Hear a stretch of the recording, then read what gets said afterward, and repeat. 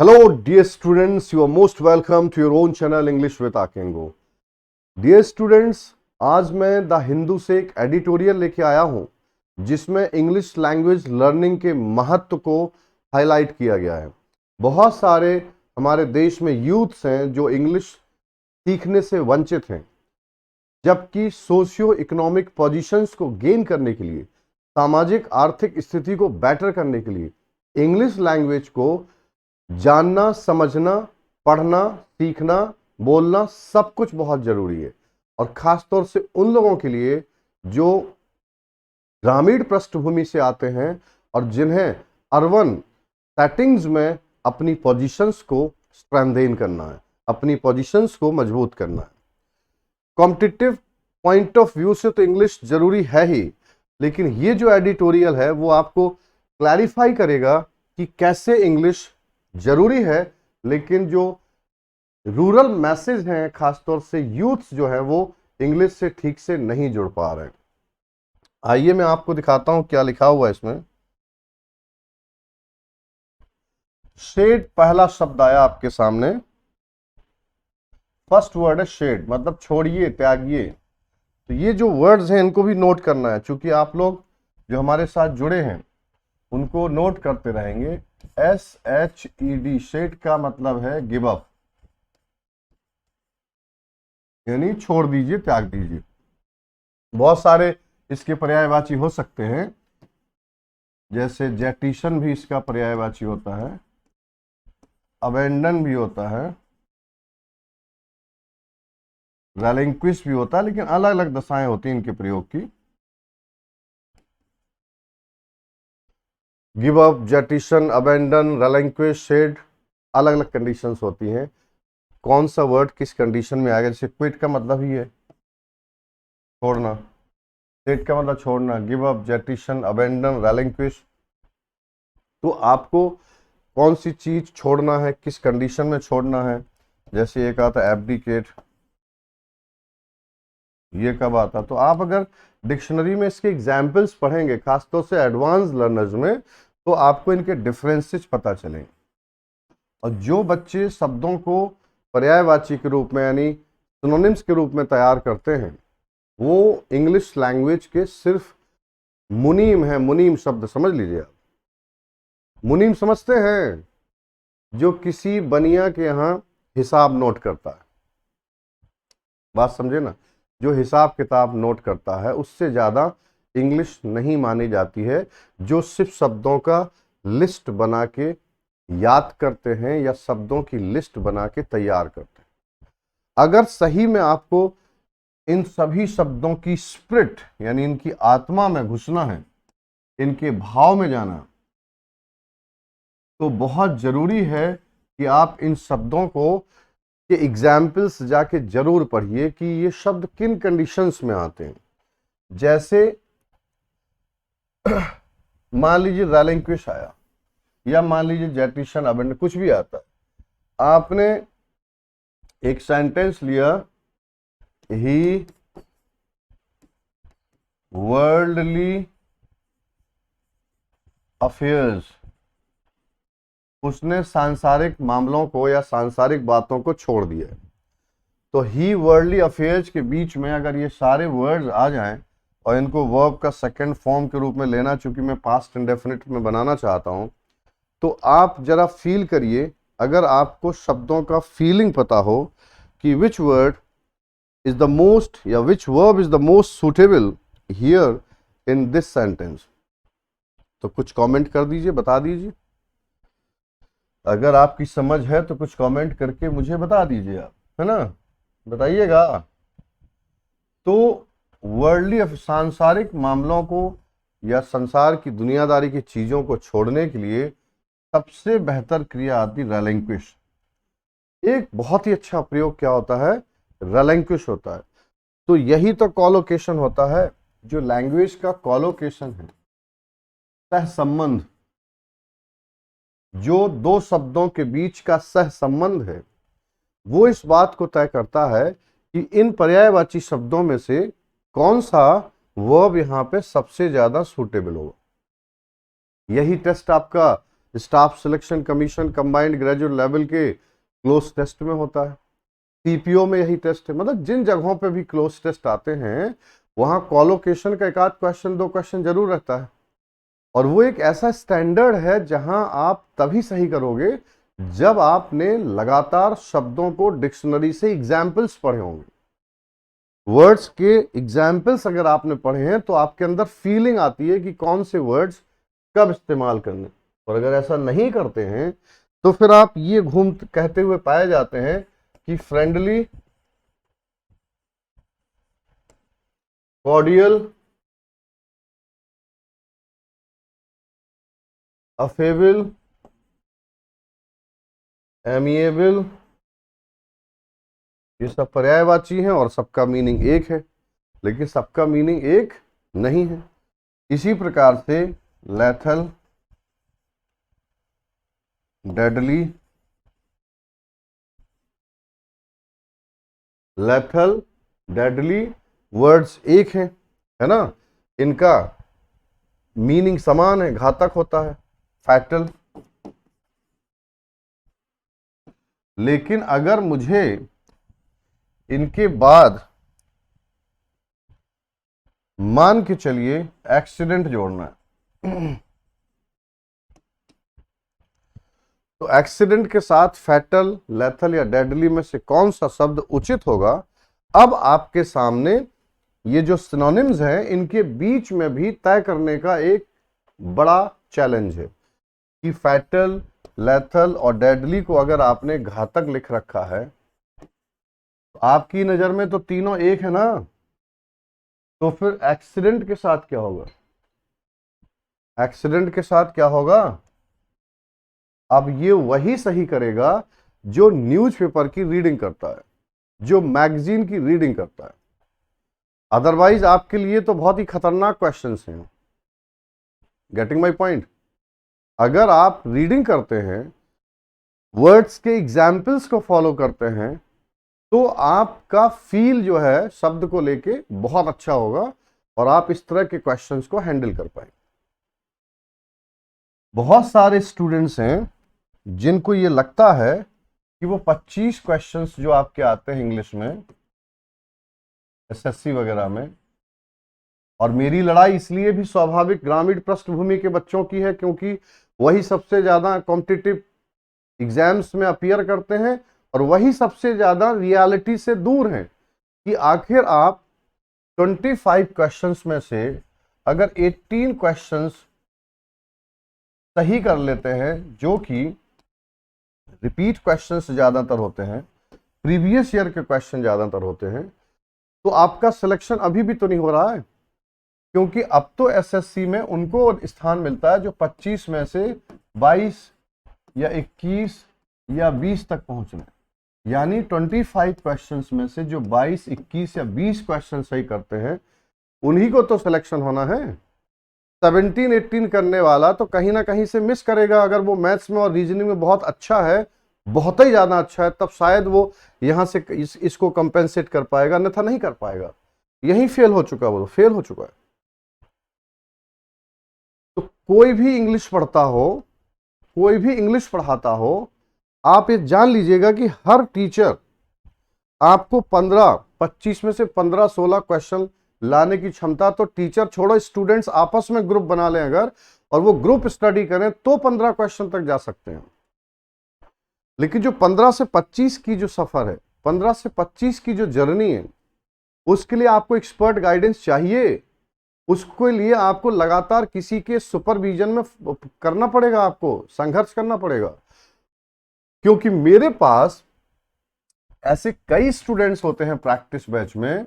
अब तो फंडामेंटल में भी मैं प्रैक्टिस साथ में चलाता हूं, फंडामेंटल बैच में भी प्लस प्रैक्टिस कराता हूं। तो बहुत सारे स्टूडेंट्स हैं जो 25 क्वेश्चन दे दो तो वो 25 में 25 कर रहे हैं, शपथ लेके मेरे पास। आप, मैं झूठ नहीं बोलता, आप मेरे ऑफलाइन में देख लीजिएगा, 25 में 25 अटैक कर रहे हैं।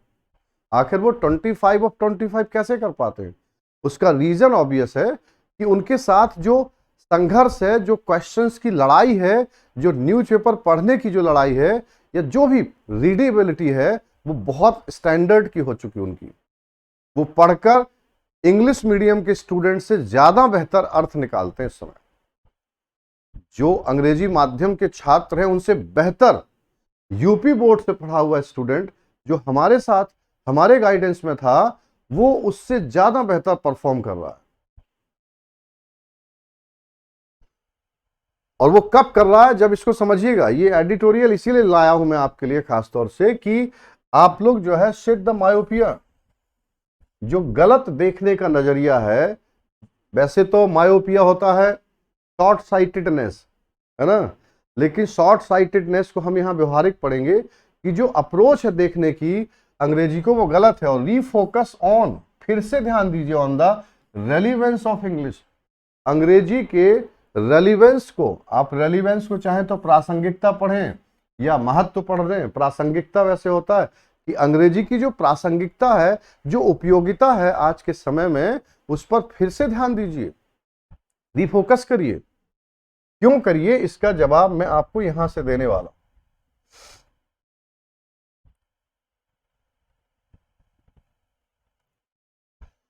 द एस्पिरेशन टू, पहले तो एस्पिरेशन का मतलब होता है आकांक्षा। आकांक्षा, जो आकांक्षा होती है या इच्छा कह लीजिए, विश कह लीजिए, आप इसको सीधे विश से जोड़ दें, डिजायर से भी जोड़ सकते हैं। मतलब अगर आपको मोटे तौर पे पर्यायवाची लेना है, मोटा मोटी अगर समझ रखना है तो ठीक है, फिर एस्पिरेशन विश है, डिजायर है। लेकिन अगर आपको यूसेज पे जाना हो, यूसेज यानी शब्दों का ग्रामेटिकल प्रयोग, शब्दों का व्याकरणीय प्रयोग, तो फिर भाई डिफरेंस है डिजायर और विश और एस्पिरेशन में। तो यहाँ एस्पिरेशन शब्द को जो है, जैसे अगर सिंपल सिनोनिम्स आएंगे तब तो आप इनको डाल सकते हैं, एस्पिरेशन, विश और डिजायर। लेकिन अगर आपको प्रयोग करने होंगे तो फिर ये ध्यान रखना, जैसे यहाँ क्या है, द एस्पिरेशन टू। एक तो टू को मैं चाह रहा हूं कि हाईलाइट कर लें। एस्पिरेशन यहाँ पे नाउन है, और यहाँ टू किस वजह से आया, हैव, यानी कि इन्फिनेटिव के लिए। Their child, children speak in English. जो इच्छा होती है माता पिता की कि उनके बच्चे अंग्रेजी में बोलें, in English, is a dream, एक ऐसा सपना है, दैट मैनी इंडियन पेरेंट्स, जो कई भारतीय माता पिता, हैव, जो इच्छा कई माता पिता के पास है, जो ड्रीम कई माता पिता के पास है। मैं फिर से एक बार करता हूं इसको। The aspiration to have their children speak in English, यानी अंग्रेजी में बोलने की जो इच्छा है, वो एक सपना है जो कई माता पिता के पास है। A dream that many Indian parents have, ये सपना कई माता पिता पाल के चलते हैं, खासतौर से जो ग्रामीण पृष्ठभूमि से बिलोंग करते हैं, कि मेरा बेटा इंग्लिश में बोले, मेरा बेटा इंग्लिश में बात करे। वहाँ अब गांव के माहौल में देखें तो बड़ा ताव से और बड़ा भाव से, बड़ा ताव से और बड़ा भाव से लोग सुनाते हैं, ऐसा अंग्रेजी बोला, फिर वो ऐसा अंग्रेजी बोला कि सब चुप हो गए। ये जो है वहाँ के बुजुर्गों का और जो गांव में बैठे लोगों की ये इच्छा है कि हमारे गांव का, हमारे घर का बच्चा ऐसे इंग्लिश बोले कि बाकी लोग सुनते रहें। रिकग्नाइजिंग इट्स क्रिटिकल रोल, और एस्पिरेशन है कि इसका क्रिटिकल रोल रिकग्नाइज किया जाए, इसके महत्वपूर्ण भूमिका को पहचाना जाए। रिकग्नाइज का मतलब पहचान करना। इन इंश्योरिंग, क्या पहचान करने में, in ensuring better socio economic opportunities. Role के साथ जो इन आता है, ये भी एग्जाम का एक पॉइंट है। रोल इन इंश्योरिंग यानी सुनिश्चित करने में भूमिका हो, क्या सुनिश्चित करने में, बेटर यानी और अच्छा, सोशियो इकोनॉमिक अपॉर्चुनिटी और अच्छी सामाजिक आर्थिक अवसर, और अच्छे सामाजिक आर्थिक अवसर सुनिश्चित हों। इसमें भी जो महत्वपूर्ण भूमिका है अंग्रेजी की, उसको रिकग्नाइज करने की भी जरूरत है। Despite this widespread desire, अब देखो यहां एस्पिरेशन के लिए डिजायर आ गया है। डेस्पाइट यहां पे आया है, इसका भी एक क्वेश्चन आता है कि डेस्पाइट एज ए प्रेपोजिशन जो होता है वो ऑफ कभी नहीं लेता है, जबकि इसी का एक पर्यायवाची है। इसको मैं क्लैरिफाई कर दूं मेरे बच्चों, आप लोग स्पष्ट रहिएगा। डेस्पाइट, और एक होता है इन स्पाइट ऑफ। ये तो हो गया उन बच्चों के लिए। इंस्पाइट पे तो ऑफ लगेगा, लेकिन डेस्पाइट पे जो एग्जाम में ऑफ लग के आता है वो गलत है। फिर एक और स्टेप आगे जाएंगे जो स्टूडेंट्स और टीचर्स दोनों के लिए जरूरी, टीचर्स भी इसको सीखें, जो रट रट के सिखाते हैं बच्चों को कि इंस्पाइट के बाद ऑफ आता है। तो मैं स्पष्ट कर दूं कि इंस्पाइट के बाद ऑफ तभी आता है जब इंस्पाइट के साथ आपको कोई नाउन प्रोनाउन जोड़ना हो, तो इंस्पाइट ऑफ लेगा। यानी इंस्पाइट ऑफ एक प्रेपोजिशन फ्रेज। इंस्पाइट ऑफ क्या है बच्चों? प्रेपोजिशन फ्रेज है। अगर मुझे इंस्पाइट को एडवर्ब के तौर पर प्रयोग करना हो तो इंस्पाइट ऑफ नहीं लेना। यही घटना इंस्टेड में भी है। इंस्टेड ऑफ पढ़े हैं कि नहीं? बहुत अटेंशन सुनिएगा, बड़ा मजा आएगा, बड़ी काम की चीजें हैं सब, एक्सप्लोरेशन है सब, तलाश है ये भाषा की, रिसर्च है भाषा की, जो ऑब्जर्वेशन से निकलती है, किताब से नहीं निकलती। ऑब्जर्वेशन आप कर रहे होंगे तो निकल के आएगा कि भाई ये इंस्पाइट ऑफ कब नहीं लेगा? जब इंस्पाइट एज एन एडवर्ब होगा। अगर वो एडवर्ब के रूप में है तो इंस्पाइट ऑफ नहीं लेगा। जैसे एग्जाम्पल देखिएगा, ही वर्कड हार्ड।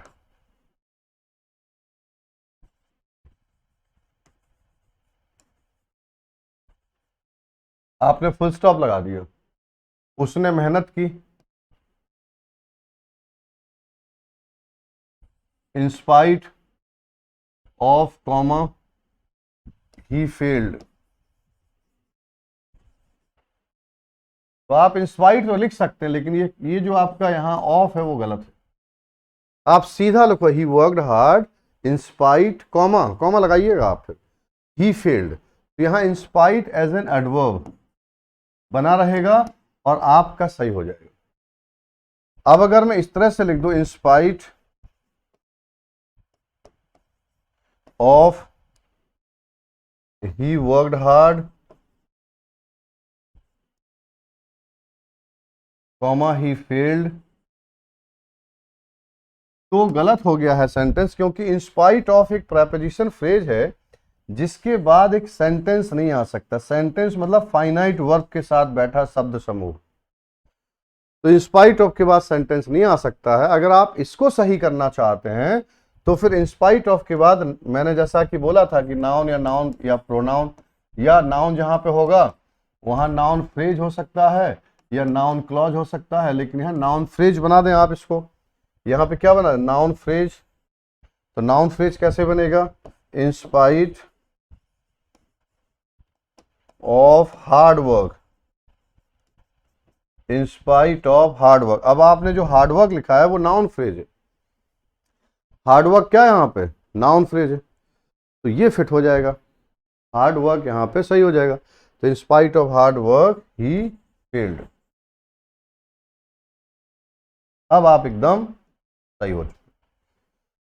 तो कुछ अच्छी जानकारियां हैं, प्रतियोगी परीक्षाओं के लेवल पे जाके हैं। आप सबसे मेरी अपील है कि अच्छे से नोट करिए। टीचर स्टूडेंट समान रूप से हमें फॉलो करें, क्योंकि उन सभी का ज्ञान बढ़ेगा और हमारे देश का ज्ञान बढ़ेगा। हमारे देश में ग्रामीण बच्चों का ज्ञान बढ़ेगा अगर सही चीजें और स्टैंडर्ड अपना बढ़ाओगे तो। यहां क्या लिखा है जरा देखें।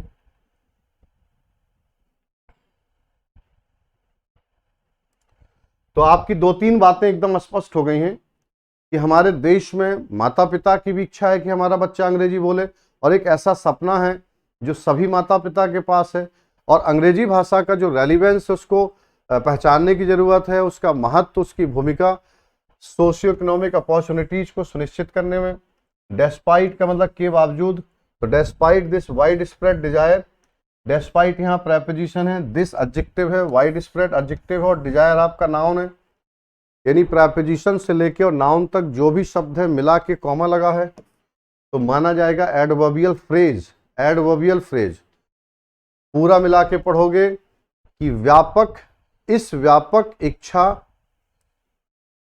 इस व्यापक इच्छा के बावजूद, इस व्यापक इच्छा के बावजूद नेशनल एजुकेशन पॉलिसी, राष्ट्रीय शिक्षा नीति हैव कंसिस्टेंटली निग्लेक्टेड, तो राष्ट्रीय शिक्षा नीति ने लगातार निग्लेक्ट किया है इंग्लिश लैंग्वेज को, लगातार। तो अभी आपको यहां पढ़ेंगे लगातार अंग्रेजी भाषा को निग्लेक्ट किया। मैं एक दो तीन इसलिए कर रहा हूं कि कितने शब्द जो है एक साथ पढ़ना है और उनका क्या सीक्वेंस है वो मैं आपको लिख देता हूं। तो यहां से देखें, राष्ट्रीय शिक्षा नीति को लगातार, राष्ट्रीय शिक्षा नीतियों ने लगातार अंग्रेजी भाषा को नजरअंदाज किया है। और यहां पे अंग्रेजी भाषा का एक शब्द और जुड़ा, इंस्ट्रक्शन। अंग्रेजी भाषा शिक्षा, अंग्रेजी भाषा की शिक्षा को लगातार नजरअंदाज किया फॉर ओवर 7 डिकेड्स, 7 दशक से ज्यादा, 7 दशक से ज्यादा। अब मैं आपको एक झटके में जरा जल्दी जल्दी बताता हूं, बहुत तेजी से बताऊंगा। डेस्पाइट प्रेपोजिशन है, दिस एडजेक्टिव है, वाइड स्प्रेड एडजेक्टिव है, डिजायर नाउन है, नेशनल एडजेक्टिव है, एजुकेशन है एडजेक्टिव है, सॉरी, पॉलिसीज आपका यहाँ पे नाउन है, हैव आपकी हेल्पिंग वर्ब है, कंसिस्टेंटली एडवर्ब है, मैनर एडवर्ब माना जाएगा यहाँ पे, नेग्लेक्टेड आपकी मेन वर्ब है, इंग्लिश एडजेक्टिव है, लैंग्वेज आपका यहाँ पे एडजेक्टिव है, इंस्ट्रक्शन आपका नाउन है, फॉर प्रेपोजिशन है, ओवर प्रेपोजिशन है, 7 एडजेक्टिव है, डिकेड्स आपका यहाँ पे नाउन है। ये तो आपने एक एक शब्द को जाना। अब सेंटेंस में ये 3 स्टेप हैं, ग्रामेटिकली मैं बता रहा हूं आपको। वोकैब के नजरिए से अलग है, वोकैब के नजरिए से आपको वर्ड्स की मीनिंग, अगर कोई फ्रेज है तो उसका मीनिंग, अगर कोई ईडियम है तो उसका मीनिंग। फ्रेज लगभग जैसा होता वैसे ही अर्थ पढ़ लेते हैं, ईडियम में जो दिखता है वो नहीं बल्कि जो उसके अंदर छिपा हुआ अर्थ होता है उसे पढ़ना होता है। तो वोकैब एक अलग चीज है, लेकिन ग्रामेटिकली अगर आप देखें तो 3 नजरिए हैं। एक नजरिया क्या है, अगर ग्रामेटिकली आप स्ट्रांग हैं, व्याकरणीय नजरिए से अगर आपकी क्षमता अच्छी है, तो पहला अटैक आप ये कर लेंगे कि हर शब्द का पार्ट्स ऑफ स्पीच फिक्स कर देंगे, आप बहुत तेजी से फिक्स कर देंगे। जैसे मैंने आपको एक एक शब्द का पार्ट्स ऑफ स्पीच यहां पे बता दिया, यहां से लेके यहां तक बहुत तेजी से मैंने आपको पार्ट्स ऑफ स्पीच बता दिया। अब हम अगर एक सेंटेंस की बात करें, जस्ट 1 सेंटेंस, तो अब बचता है उसके अंदर फ्रेजेज। जरा मैं इसको ऐसे देखता हूं, इसको आप स्टेप नोट कर लीजिएगा। इसी स्टेप पे आप अगर अपनी मेहनत को आगे बढ़ाते हैं तो निश्चित रूप से आप अंग्रेजी के अच्छे जानकार माने जा सकते हैं और आप कॉम्पिटिटिव फील्ड में अच्छा परफॉर्म करेंगे। मान लीजिए कोई इंग्लिश का सेंटेंस है, अंग्रेजी कोई वाक्य है, तो पहली कंडीशन है कि प्रत्येक शब्द का, यानी एवरी वर्ड, जो प्रत्येक शब्द है उसका पार्ट्स ऑफ स्पीच फिक्स करिए। अगर इंग्लिश का कोई सेंटेंस आपके सामने आया है तो प्रत्येक शब्द का पार्ट्स ऑफ स्पीच आप पहले तय करिए। अगर ये करना नहीं होता है, लेकिन अगर ये दम है, तभी आप ग्रामेटिकली सही पढ़ सकते हैं, मतलब उसको सही से एग्जैक्टली आप मीनिंग ड्राइव आउट कर सकते हैं। जब आप प्रत्येक शब्द का पार्ट्स ऑफ स्पीच तय कर लेते हैं, मैं अभी सिर्फ एक सेंटेंस की बात कर रहा हूं, मैं सेंटेंस इन सेंटेंस बात नहीं कर रहा हूं। सेंटेंस इन सेंटेंस जब होगा तो फिर ये एक अलग स्टेप है। अभी मैं जस्ट 1 सेंटेंस की बात कर रहा हूं, एक सेंटेंस, और सेंटेंस में भी मैं सिंपल सेंटेंस की बात कर रहा हूं। सेंटेंस में भी मैं बात स्पष्ट कर दूं, सिंपल सेंटेंस की बात कर रहा हूं, क्योंकि जब हम कंपाउंड और कॉम्प्लेक्स सेंटेंस पढ़ते हैं तो वहीं तो ये सेंटेंस इन सेंटेंस आता है। ये सेंटेंस इन सेंटेंस का जो कॉन्सेप्ट है वो कब आता है, जब हम कंपाउंड या कॉम्प्लेक्स सेंटेंस पढ़ते हैं।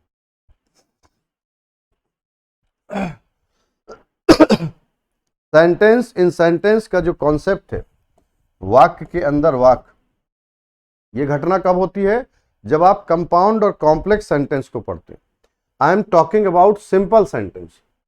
तो अगर सिंपल सेंटेंस है तो पहली ग्रामेटिकली जो आपकी अप्रोच होगी वो होगी हर शब्द के पार्ट्स ऑफ स्पीच को फिक्स कर लीजिए। ये हो गया स्टेप 1।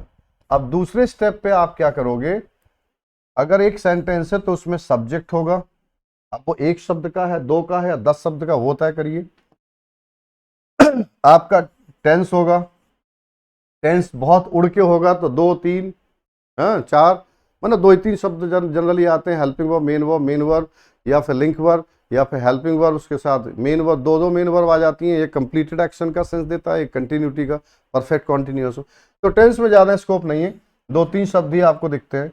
लेकिन सब्जेक्ट में तो कई शब्द दिख सकते हैं, 1 2 भी दिख सकते हैं, कई दिख सकते हैं। ऑब्जेक्ट, इसमें भी कई शब्द दिख सकते हैं आपको। और एडवर्ब, यहां भी कई शब्द दिख सकते हैं आपको, क्योंकि एडवर्ब भी हो सकता है, एडवर्ब फ्रेज भी हो सकता है। यहां देखिएगा क्या घटना होगी। अब अगर एक सिंगल सेंटेंस है और सब्जेक्ट है अगर, तो ऐसा हो सकता है कि सब्जेक्ट कई शब्द लेके बैठा हो। तो कई शब्द तभी बैठेंगे जब सब्जेक्ट के रूप में जो नाउन आता है वो अपने साथ एडजेक्टिव फ्रेजेस लेके बैठा हो, एडजेक्टिव फ्रेजेस लेके बैठा हो। मैं एडजेक्टिव और एडजेक्टिव फ्रेजेस की बात कर सकता हूं यहां पे, लेकिन जैसे ही मैं एडजेक्टिव क्लॉज की बात करूंगा तो ये तो कॉम्प्लेक्स सेंटेंस बन जाएगा। तो I am just talking of simple sentence. तो यहां नाउन के रूप में जो सब्जेक्ट बैठेगा उसके साथ या तो एडजेक्टिव होंगे या एडजेक्टिव फ्रेजेज होंगे, उनकी दम पे सब्जेक्ट कई शब्द लेके बैठा रहेगा।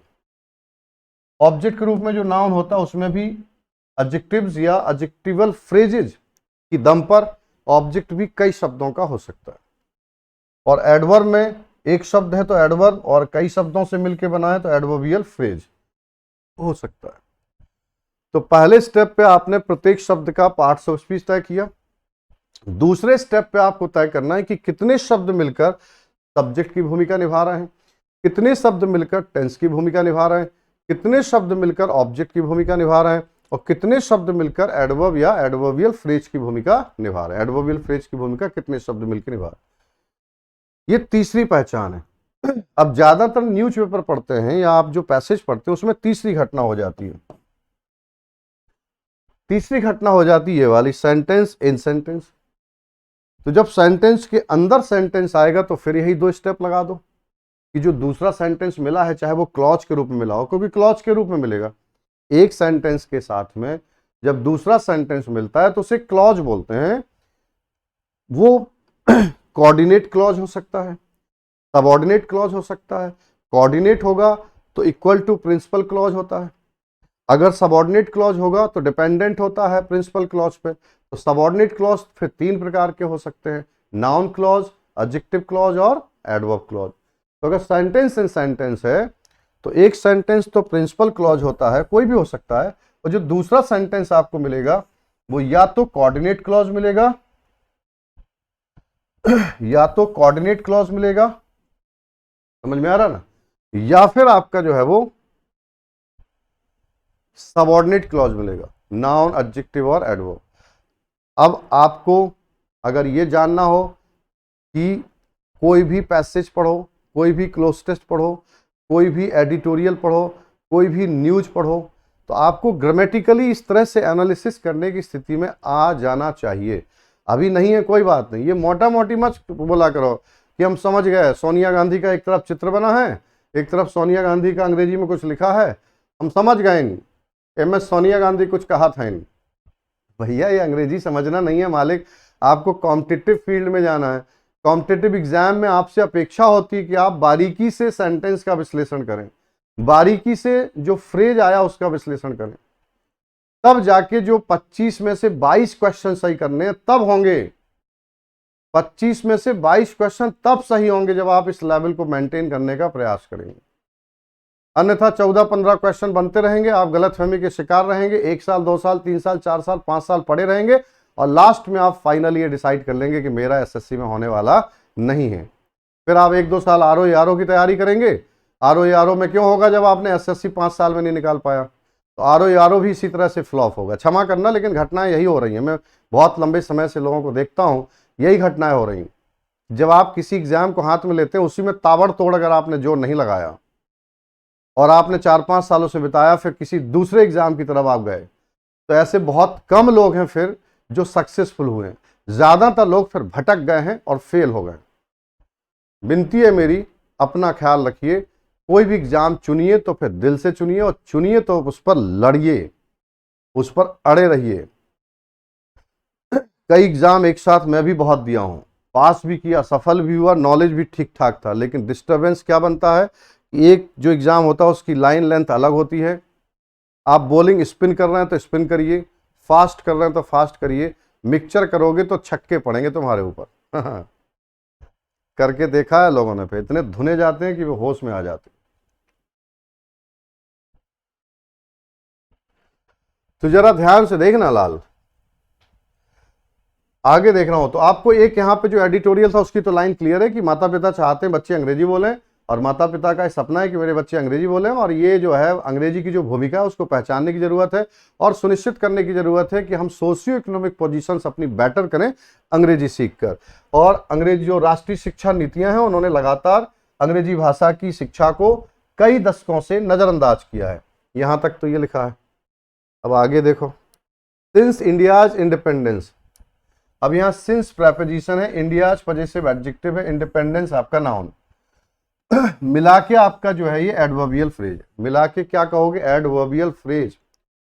अर्थ क्या निकालोगे, उल्टा चलिए, भारत की, देखो एडजेक्टिव और नाउन थे, अगर नाउन एडजेक्टिव नाउन एक साथ हो तो पहले इसको पढ़ते हैं फिर इसको पढ़ते हैं, 1 2 3।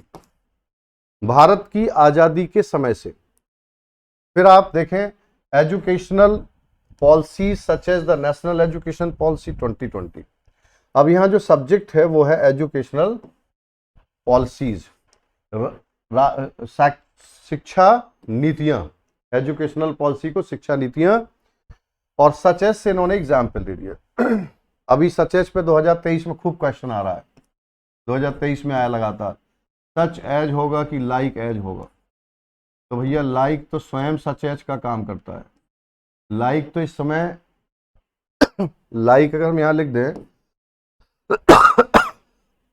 सॉरी, तो ये तो सच एज का काम करेगा ही, तो या तो हम लाइक ही लिख दें यहाँ पे, educational policies like the national education policy 2020, तो सच एज बराबर लाइक एग्जाम्पल देने के लिए, या फिर इसके बराबर फॉर एग्जाम्पल,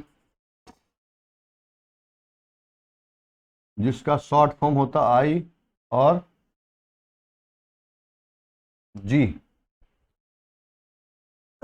फॉर एग्जाम्पल के शॉर्ट फॉर्म आई जी भी होता है, such as like for example I G, right. Subject आपका क्या है, एजुकेशनल पॉलिसीज। अब आप कहोगे कि सर ये जो सब्जेक्ट होते हैं इसमें सच एज से जो नेशनल एजुकेशन पॉलिसी डाला है वो क्या है, इन्हीं को मैं बोलता हूं। जो सब्जेक्ट होता है उसकी जो एडिशनल इंफॉर्मेशन होती है, अगर वो फाइनाइट वर्ब के साथ हो तो एडजेक्टिव क्लॉज, और फाइनाइट वर्ब के साथ ना हो तो उसे एडजेक्टिवल फ्रेज में ट्रीट किया गया। बहुत सारे लिंग्विस्टिक्स में जो एक्सपर्ट्स हैं लैंग्वेज के, वो नाउन के अतिरिक्त नाउन के बारे में जितनी इंफॉर्मेशन हो सब्जेक्ट की पोजीशन पे और जितनी इंफॉर्मेशन हो ऑब्जेक्ट की पोजीशन पे, उन सभी को आप एडजेक्टिवल फ्रेजेज के तौर पे ट्रीट करेंगे अगर उनमें फाइनाइट वर्ब नहीं है तो, और फाइनाइट वर्ब अगर उनमें बैठी है तो उसी को फिर एडजेक्टिव क्लॉज के रूप में ट्रीट करेंगे। सिंपल भाषा में कहूं तो सब्जेक्ट ऑब्जेक्ट के रूप में बैठा नाउन एक ऐसा बच्चा है जो बहुत सारे कपड़े पहना, जूते पहना है, मोजा पहना है, ग्लव्स पहना है, टोपी लगाया, चश्मा लगाया, पैंट शर्ट पहना है, कोट पहना है, टाई पहना है, ये सब एडजेक्टिवल फ्रेजेज और एडजेक्टिव क्लॉज हैं।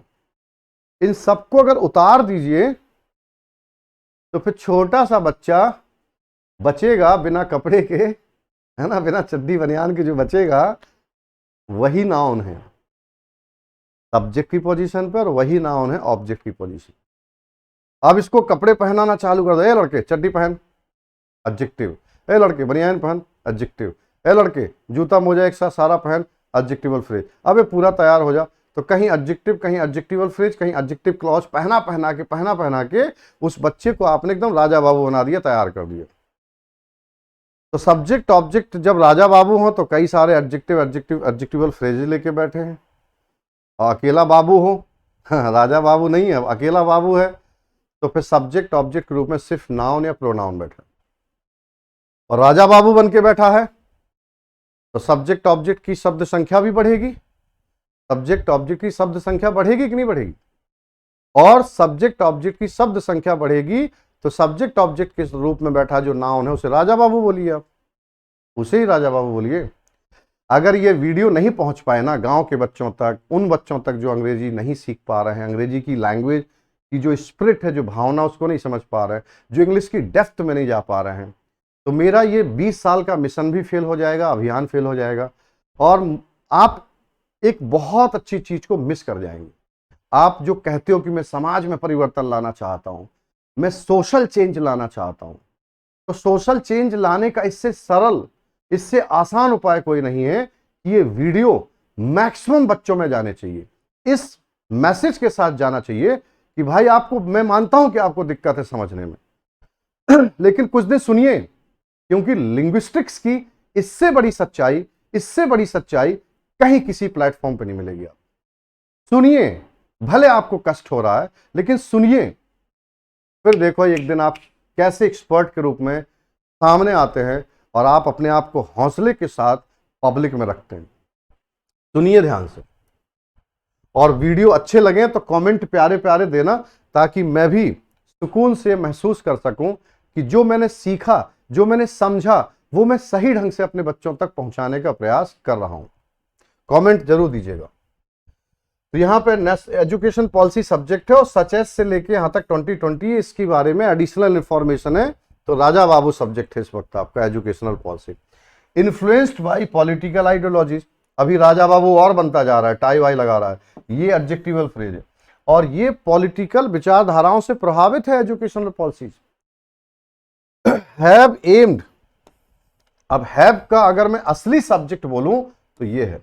हैव का असली सब्जेक्ट अगर मैं बोलूं, और कोई भी XYZ जानकार होगा अंग्रेजी का, कोई भी XYZ जानकार होगा, वैसे तो कम पाए जाते हैं, कम पाए जाते हैं, लेकिन जो पाए जाते हैं उनमें से सभी लोग इस बात को तत्काल स्वीकार लेंगे कि सब्जेक्ट आपका पॉलिसीज है और हैव इसकी सहायक क्रिया है।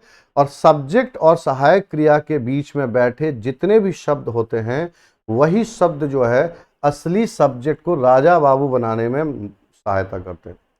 असली बाबू है, असली बाबू। और राजा बाबू किससे बना? एजुकेशनल से। Such as the national education policy 2020 से बन गया सब्जेक्ट आपका राजा बाबू। फिर और राजा बाबू बना इन्फ्लुएंस्ड बाय पॉलिटिकल आइडियोलॉजी से।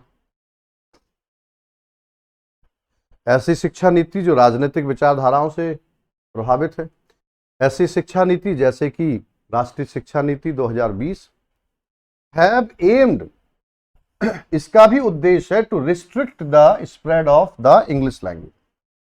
हमारी शिक्षा नीतियों का यही उद्देश्य रहा है बहुत समय से कि रिस्ट्रिक्ट करना है, यानी इसको रोकना है, the spread of the English, अंग्रेजी भाषा के प्रसार को। स्प्रेड को आप प्रसार पढ़ दें, फैलाव पढ़ दें, तो अंग्रेजी भाषा विस्तार ना ले, फैले ना, अंग्रेजी भाषा, इसको रोकना है। एंड डिमिनिश का मतलब होता है कम करना, और इसे कम करना है, डिमिनिश करना है, यानी कम करना है इट्स सिग्निफिकेंस, इसका महत्व, किसका? अंग्रेजी भाषा का।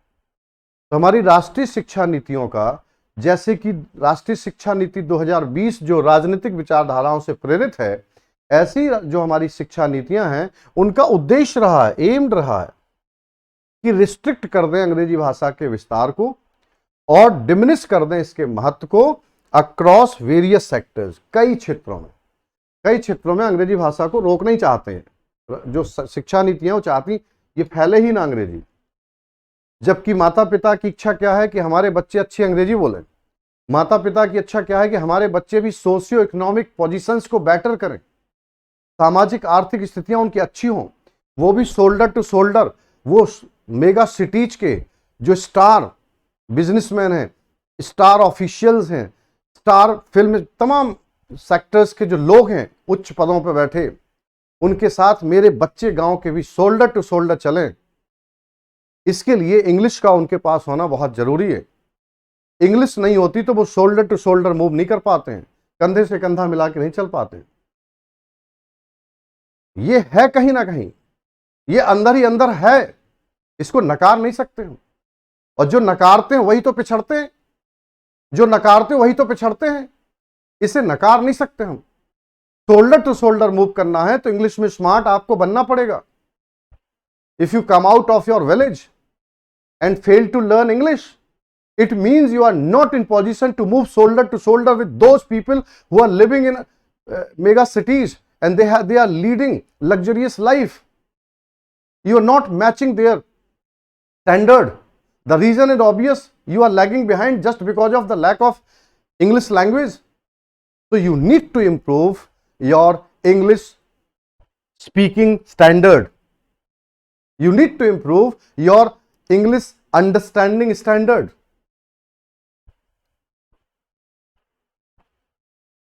क्या लिखा, ध्यान से देखना। तो हमारी राष्ट्रीय शिक्षा नीतियां अंग्रेजी के महत्व को कम कर रही हैं, अंग्रेजी के विस्तार को कम कर रही हैं। येट, फिर भी, येट का मतलब फिर भी, येट यहां क्या है, एडवर्ब है। द न्यूट्रल, जब भी कॉमा लगता है एडवर्ब बन जाए। The neutral nature of English, जो अंग्रेजी भाषा का न्यूट्रल नेचर है। न्यूट्रल का मतलब ये अपना रिएक्शन नहीं दे रहे कि मैं अच्छी हूं या बुरी हूं या मुझे होना ही चाहिए आपके साथ में, नहीं होना चाहिए। इसका नेचर न्यूट्रल है, recognised by the constitution of India. लेकिन इस भाषा को संविधान ने स्वीकारा है, हमारे संविधान ने इस भाषा को स्वीकारा है, recognised by the constitution of India as a tool of equality, समानता के औजार के रूप में, समानता के हथियार के रूप में। अंग्रेजी भाषा को हमारा संविधान कहता है कि अंग्रेजी भाषा सिखानी पड़ेगी लोगों को बराबरी के लेवल पे लाने के लिए, नहीं तो वो एक लाइन बनी रहेगी, डिवाइड बना रहेगा, एक विभाजन बना रहेगा। Oh man, you don't understand me, you just go away, you just shut up, you don't have any idea, you just keep quiet. ये डिवाइड बनी रहेगी। जैसे आदमी 2-3 सेंटेंस हुआ, you man you don't have any idea, you just shut up. अब वो बच्चा गांव का अच्छा खासा पढ़ा हुआ लेकिन अंग्रेजी नहीं बोल पाया तो शट अप हो गया हो, शट अप। नॉलेज अच्छा था उसके पास, इतिहास का, भूगोल का, विज्ञान का, कल्चर का, इकोनॉमी का बहुत अच्छा ज्ञान था उसके पास। लेकिन कोई आदमी ऐसे आया, oh man you don't have any idea regarding this subject, just shut up, keep quiet. वो बच्चा शांत हो गया। अंग्रेजी नहीं आ रही थी, वो रिएक्ट नहीं कर पाया, रिस्पॉन्ड नहीं कर पाया। तो इसीलिए हमारे संविधान में यह प्रोविजन किया गया है कि अंग्रेजी को एक इक्वालिटी के टूल के रूप में देखिए। सेफगार्ड इट्स पोजीशन, अपनी पोजीशन को सेफगार्ड करने की व्यवस्था वहां पर। सेफगार्ड माने सुरक्षित करना, position, allowing it to maintain a wider role. और अंग्रेजी को हमारे संविधान ने अनुमति दी है कि एक वाइटर रोल प्ले करे, एक मुख्य भूमिका, महत्वपूर्ण भूमिका इन द नेशन, देश के अंदर। ये संविधान में दिस ऑनगोइंग कॉन्फ्लिक्ट, और ये जो लगातार चल रहा विवाद है बिटवीन रिस्ट्रिक्टिव पॉलिसीज यानी कि रोकने वाली नीतियों के बीच एंड कॉन्स्टिट्यूशनल सेफगार्ड्स, और संवैधानिक सुरक्षा के बीच का जो ये संघर्ष है अंग्रेजी को लेकर, has significantly hindered the ability of the economically deprived message. इसने अच्छा खासा, सिग्निफिकेंटली मतलब यहां पे ठीक ठाक मात्रा में हिंडर कर दिया, बाधा पहुंचा दी है किस चीज की, the ability of economically deprived message. आर्थिक रूप से वंचित, डिप्राइव्ड जो मैसेज है, जनता है, उसकी क्षमता को हिंडर किया है। आर्थिक रूप से वंचित जो जनता है उसमें क्षमता थी आगे बढ़ने की, लेकिन हिंडर कर दिया है। किसने हिंडर किया? अंग्रेजी को रोकने वाली नीतियों ने। अंग्रेजी को रोकने वाली जो नीतियां हैं उनमें वो संदेश दिया जाता है, the political class gives us a message to be away from learning English language. अपनी संस्कृति के साथ रहिए, अपनी सभ्यता के साथ रहिए, अपनी भाषा के साथ रहिए। एंड वी सेलिब्रेट 14 सितंबर हिंदी दिवस। It is a good idea, I support it. In India, we should celebrate Hindi Divas. But in the name of celebrating Hindi Divas, you should not give a message to those who are living in rural areas that you should not learn English. You learn English. क्योंकि the political class surreptitiously or brazenly allow their kids to learn English go abroad, learn English. So their kids, their children are smart in English, and we are just followers living in rural background. वाह वाह वाह वाह, क्या अंग्रेजी बोलता है भाई, नेता बड़ा विद्वान है, बहुत अच्छा नेता है. My leader can speak 2 languages fluently. समझिए थोड़ा सा, और अंग्रेजी को तिरस्कार मत करिए कि ये अंग्रेजों के द्वारा दी गई गुलामी की प्रतीक है. अंग्रेजों ने तो सड़कें भी दी हैं, रेल ट्रैक भी दिया है. तब उखाड़ फेंकें क्या हम, क्योंकि अंग्रेजों ने दिया है. इंडियन पोस्टल सिस्टम अंग्रेजों ने दिया. भारत का 2/3 संविधान, या यूं कह लो 50% तो कही लो, कम से कम 40-50%, 1935 का जो अधिनियम आया था उससे हम लोगों को मिला है, अंग्रेजों ने ही दिया है. सब हटा दें कि सिर्फ अंग्रेजी को ही हटाना है, क्योंकि अंग्रेजी अंग्रेजों ने दी है इसलिए वो गुलामी की निशान. नहीं भाई, ये सब टूल्स हैं यार. अंग्रेज परेशानी थे, चले गए, हट गए. वो अंग्रेज हट गए हैं, गए. जो जिनके हम गुलाम थे वो गए. अगर हम किसी ऐसी विचारधारा के गुलाम हैं जो हमारे साथ सूट नहीं करती, वो भी जाए. लेकिन ये जो प्रयोग करते हैं लोग, जो एक्सपेरिमेंट करते हैं, वो बिल्कुल सही है कि अपनी भाषा को प्राथमिकता पे आगे बढ़ाना है. लेकिन ग्लोबल कनेक्ट बनाने के लिए हमें इंग्लिश के साथ भी जाना है. सवाल इतना ही है बस, और इससे ज्यादा नहीं,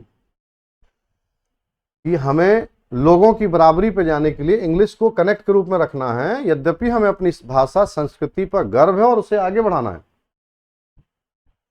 कोई अपनी भाषा संस्कृति की कीमत पे अंग्रेजी नहीं आपसे बोल रहा है कि सीखिए. लेकिन यार अंग्रेजी नहीं सीख रहे हैं और हिंदी सीख रहे हैं, अपनी संस्कृति से खूब जुड़े हुए हैं, विकास नहीं हो रहा है. विकास नहीं हो रहा है. शोल्डर टू शोल्डर मिला के नहीं कर पा रहे हैं काम. मेगा सिटीज में जो एग्जीक्यूटिव्स हैं, सीईओज हैं, उनके साथ नहीं बैठ पा रहे हम, क्योंकि वो अंग्रेजी में बोलते हैं just keep quiet man, you do not have any idea. अब हम शांत हो जाते हैं. उसी की लड़ाई के लिए आपको इंग्लिश सीखना है, एक टूल के रूप में सीखना है. और लिखा आगे, to achieve proficiency in English. तो एक तरह का हम लोगों को हिंडर किया जा रहा है कि हम प्रोफिशिएंसी अंग्रेजी में करें. प्रोफिशिएंसी माने होता है नॉलेज, ज्ञान, दक्षता. तो अंग्रेजी में दक्षता हो, इस पे हिंडर किया जा रहा है बहुत सारी नीतियां लाके. Perpetuating a cycle of education. Perpetuate माने स्थायी बनाना. साइकिल ऑफ एजुकेशन शिक्षा का एक चक्र बनाने की, स्थायी बनाने की कोशिश है. एंड सोशियो इकोनॉमिक डिसएडवांटेज, और जो सामाजिक आर्थिक डिसएडवांटेज उसको परपेचुएट करना चाहते हैं, स्थायी बनाना चाहते हैं. हमारा सोशियो इकोनॉमिक डिसएडवांटेज क्यों है? क्योंकि हम अंग्रेजी से दूर हैं. हम सामाजिक आर्थिक रूप से उत्थान क्यों नहीं ज्यादा कर पा रहे? हम अंग्रेजी से दूर हैं.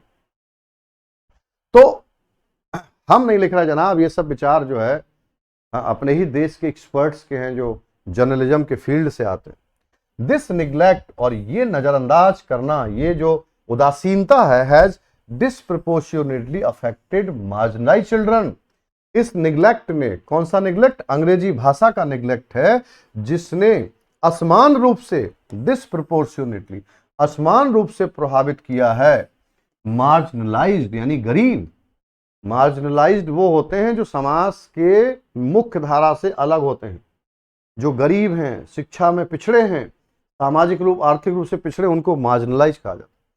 तो जो मार्जिनलाइज चिल्ड्रन हैं उनको प्रभावित कर रहा है ये निग्लेक्ट, अंग्रेजी भाषा की उदासीनता. इन गवर्नमेंट रन स्कूल, जो सरकारी स्कूल हैं, डीपेनिंग एजुकेशनल इनइक्वालिटी, और ये शैक्षणिक असमानताओं को गहरा बना रहा है. शैक्षणिक असमानता को गहरा बना रहा है. आज एक डिवाइड है, क्लियर कट डिवाइड है. जो लोग इंग्लिश मीडियम से पढ़ के जा रहे हैं वो कॉलर टाइट किए हैं, टाई लगाए हैं, परफ्यूम मारे हैं, और जो इंग्लिश से नहीं जुड़े थे ऐसे ऐसे चल रहे. भैया हम सोचे थे कि हम एसएससी की तैयारी कर ली, ये लो कॉन्फिडेंस की तरफ लेके चला गया है.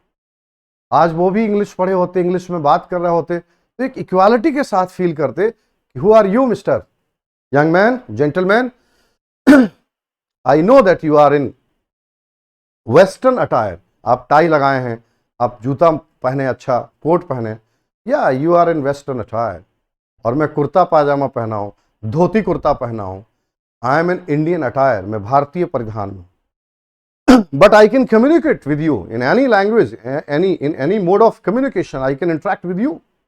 अगर इतना कर सकते हम, तो फिर हम इस तरह से नहीं जाते। हम सोचे थे कि हम एसएससी की तैयारी कर ले, लेकिन लागत थे अंग्रेजी साली न चल पाई हमारी।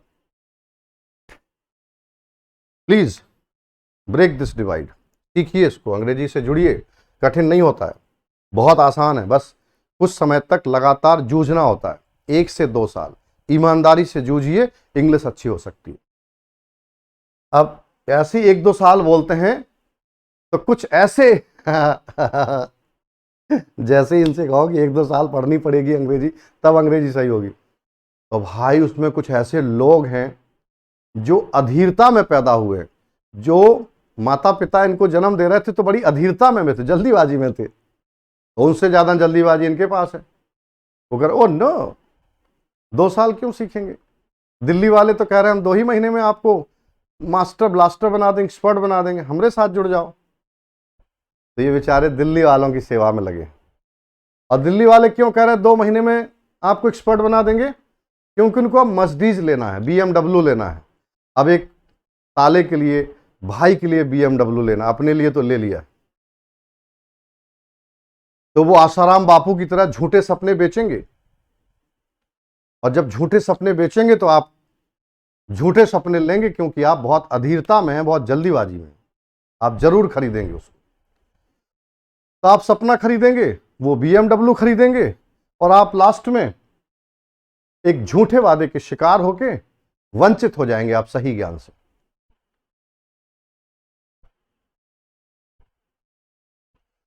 आगे देखना बहुत ध्यान से, इन कंट्रास्ट, और अगर इसका कंट्रास्ट पे देखें, इसके अंतर पे देखें, चिल्ड्रन फ्रॉम अफ्लुएंट फैमिलीज, एक तो हो गया गरीब परिवारों से जो बच्चे आते हैं उनका हाल क्या है, कॉन्फिडेंस कमजोर है, बातें नहीं कर पा रहे, मंच पे नहीं जा पा रहे, पब्लिक गैदरिंग को एड्रेस नहीं कर पा रहे हो, क्योंकि उनका कॉन्फिडेंस लो है। जैसे 2-4 शब्द अंग्रेजी के मुंह से निकालने होते हैं, वहीं पर उनकी जुबान हिल जाती है और वो बोलते हैं अब मैं इसी के साथ अपनी बात को समाप्त करता हूं, थैंक यू।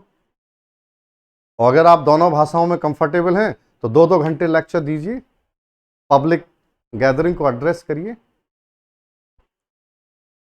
तो जो बच्चे अफ्लुएंट फैमिलीज से हैं, यानी जो धनी परिवारों से हैं, जो बच्चे अफ्लुएंट फैमिलीज के हैं, have had the resources to achieve proficiency in English, उनके पास संसाधन होते हैं इंग्लिश को प्रोफिशिएंसी अचीव करने के। 10 इस प्रकार जो वाइडनिंग, भाई जो अच्छे परिवारों के वो अंग्रेजी साधन इतने ज्यादा हैं कि वो सीख जा रहे हैं, तो जो